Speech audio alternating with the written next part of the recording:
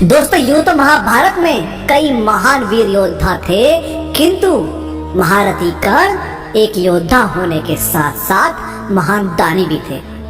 और यह गुण उनके पिता सूर्यदेव से ही प्राप्त हुआ। कहा जाता है यही गुण उनकी मृत्यु का सबसे बड़ा कारण बना।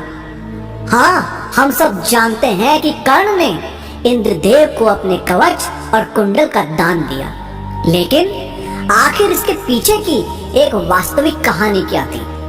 कर्ण ने जब इंद्रदेव को अपने कवच और कुंडल का दान दिया तो उनके बीच ऐसा क्या घटित हुआ और कैसे कर्ण ने इंद्र और श्री कृष्ण को अपने आगे झुकने पर मजबूर कर दिया? तो आइए जानते हैं, लेकिन वीडियो में आगे बढ़ने से पहले हमारे चैनल को सब्सक्राइब अवश्य करें और बेल आइकन जरूर दबाएं और साथ ही कमेंट में जय श्री कृष्णा लिखना बिल्कुल मत भूलिएगा। भगवान श्री कृष्ण की कृपा आपके समस्त घर परिवार पर हमेशा बनी रहेगी। दोस्तों, महाभारत के पर्व में लिखा है कि श्री कृष्ण को यह बात ज्ञात थी कि कर्ण के पास जब तक उनके पिता द्वारा दिए गए कवच और कुंडल हैं, इस संसार का कोई भी योद्धा उन्हें मार नहीं सकता। ऐसे में उन्हें अपने प्रिय पार्थ यानी कि अर्जुन की जान का भय हर वक्त रहता था। अब वहीं दूसरी ओर देवराज इंद्र भी अपने पुत्र अर्जुन के प्राणों को लेकर हमेशा चिंतित रहते थे, क्योंकि वह जानते थे कि कर्ण वही योद्धा है जिसने मेरे अहंकार को आसानी से चूर चूर कर दिया और वह मेरे पुत्र के लिए भी घातक साबित हो सकता है। इसलिए श्री कृष्ण और इंद्र दोनों ही भली भांति जानते थे कि युद्ध भूमि में अर्जुन की सलामती के लिए कर्ण के कवच और कुंडल उनसे दूर करने आवश्यक हो गए हैं। इसी कारण श्री कृष्ण और इंद्रदेव ने एक उपाय किया। इंद्रदेव एक साधु का भेष धारण कर कर्ण के द्वार पर पहुंच गए। अब कई साधु वहां पर पहले से ही कर्ण से दान प्राप्त कर रहे थे और इंद्रदेव भी उन्हीं साधु की पंक्ति में जाकर खड़े हो गए। अब महारथी कर्ण दान स्वरूप सभी को कुछ ना कुछ दे रहे थे। जैसे ही इंद्रदेव की बारी आई, उन्होंने कर्ण से कहा, हे राजन, आपकी प्रसिद्धि सुनकर मैं बहुत दूर से आया हूँ। मैंने सुना है कि इस धरा पर आपसे बड़ा दानी कोई और नहीं है, मगर मैं फिर भी चाहता हूँ कि आप संकल्प लेकर ही मेरी शंका को दूर करें। तब महारथी कर्ण ने इंद्रदेव की इस बात को सुनकर अंजलि में जल भरकर तुरंत ही संकल्प लिया और कहा, हे ब्राह्मण देव, मैंने संकल्प कर लिया है, अब आप अपना दान मांगिए। तभी इंद्रदेव ने बिना एक क्षण गंवाए कर्ण से उनके कवच और कुंडल को दान में मांग लिया।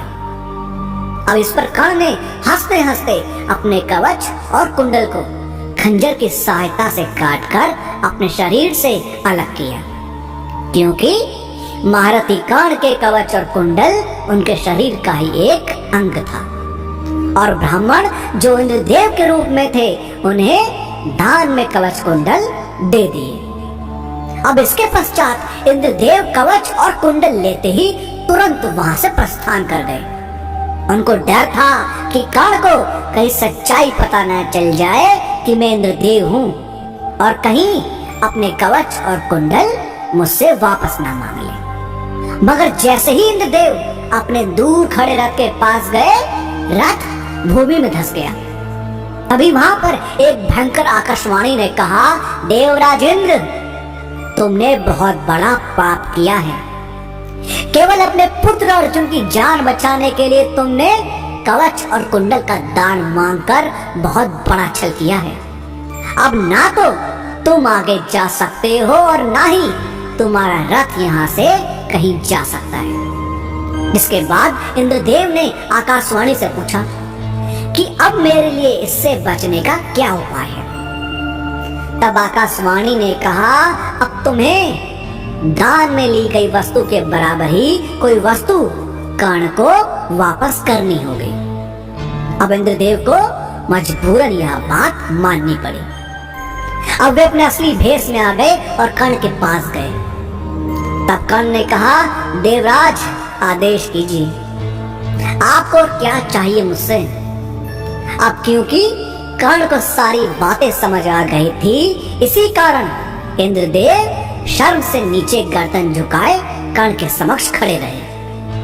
अब उन्होंने कर्ण से कहा, हे दानवीर कर्ण, इस बार मैं याचक नहीं हूं, बल्कि आपको कुछ देने आया हूं। जिस पर कर्ण ने कहा, आपसे मुझे कुछ नहीं चाहिए देवराज। कर्ण सिर्फ दान देना जानता है, दान लेना नहीं।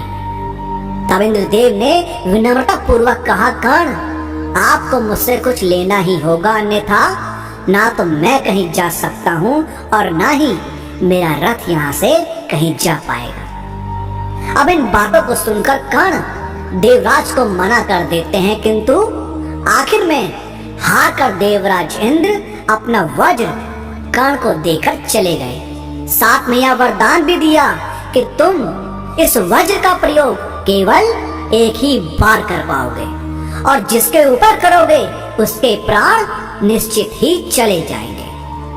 अब कर्ण को मजबूरन उस वज्र को अपने पास रखना पड़ा, किंतु उन्होंने कभी भी उसका प्रयोग नहीं किया और महाभारत युद्ध के अंतिम समय में श्री कृष्ण और अर्जुन ने छल से कर्ण का वध कर दिया। अब कर्ण की दानवीरता का अंदाजा इसी बात से भी लगाया जा सकता है कि अपने अंतिम समय में भी कर्ण ने अपने विजय धनुष को दोबारा से महादेव के चरणों में स्थापित कर दिया था, ताकि उसकी तरह ही कोई महान योद्धा उस अस्त्र को प्राप्त कर सके। जिसके बाद अब कर्ण से खुश महादेव कहते हैं, हे पुत्र, मेरे आशीर्वाद की छाया में आओ और याद रखो, मृत्यु लोक हो चाहे स्वर्ग लोक, जब भी वीरों महावीरों की सभा में तुम्हारा नाम लिया जाएगा तो सभी वीर खड़े होकर तुम्हारे नाम की जय जयकार करेंगे।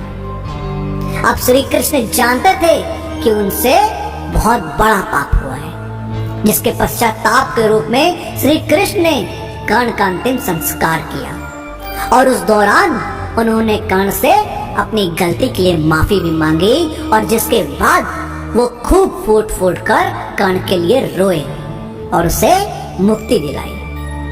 दोस्तों, आपका इस बारे में क्या कहना है, हमें कमेंट के माध्यम से जरूर बताएं। उस वीडियो का पार्ट 2 चाहिए हो तो कमेंट्स में पार्ट 2 जरूर लिखें और वीडियो पसंद आई हो तो लाइक और शेयर करना मत भूलिएगा। हम आपको मिलते हैं अगले वीडियो में।